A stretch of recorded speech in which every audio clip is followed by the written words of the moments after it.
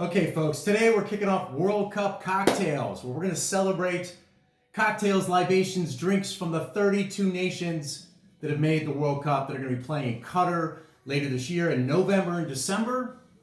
Now, you may say to yourself, Tim, isn't the World Cup a summer thing? Isn't that usually July? And you would be right. But apparently, when FIFA was handing out the award-winning bid to Qatar, they neglected to check the temperature.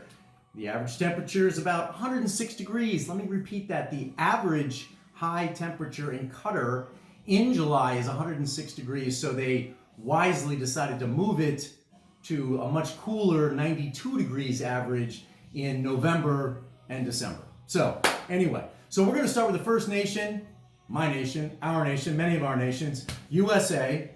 And I think there's a perfect cocktail for the USA team, which is the Corpse Reviver. It is a wonderful classic cocktail, the Corpse Reviver number 2, that is.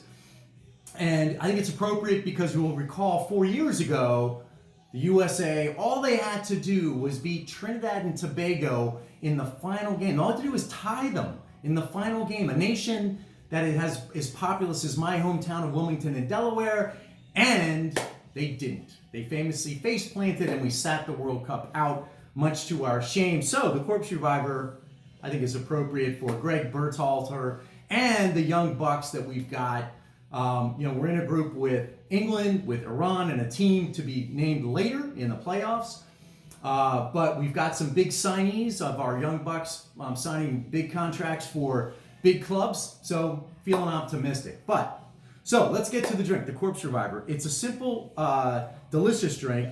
But it starts off with, you take a little absinthe and put it in a coupe glass. Now you can measure out about 1/4 ounce or so, but you really want to do is just rinse it, right? I've chilled the glass already, and then we're gonna pour that right out. Next, we're gonna use the St. George's gin. It is a California gin, so it's got some American to it. We're gonna use 3/4 ounce. And the St. George's is famous for using local botanicals in their gins for, I was about to pour that in the wrong glass here. Using local botanicals in their gins in California. So it's a really wonderful local thing. Next, we're gonna go with orange liqueur. You could use Cointreau. I'm gonna use orange curacao. So again, we're gonna use 3/4 ounce there. Next, we're going to go with Lillet, the Lillet Blanc, and it's not as it's sweeter than the dry vermouth, the white vermouth. So it's got a little, but it is a fortified wine. And lastly, we're going to use 3/4 ounce of freshly squeezed lemon juice. I'm spilling that everywhere. So we put that in our shaker, pop that. Do this about 30 seconds.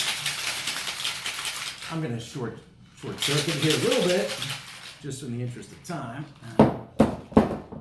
Maybe not. Here we go. Okay. Then we're going to strain this into our coupe glass that's been rinsed with the absinthe. And there you have, one more thing.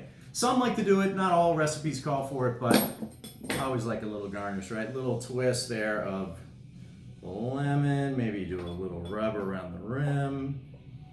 And there you have Corpse Reviver number 2 for the good old USA. So hopefully Greg and the Young Bucks will make us proud. Cheers. Oh, that's lovely.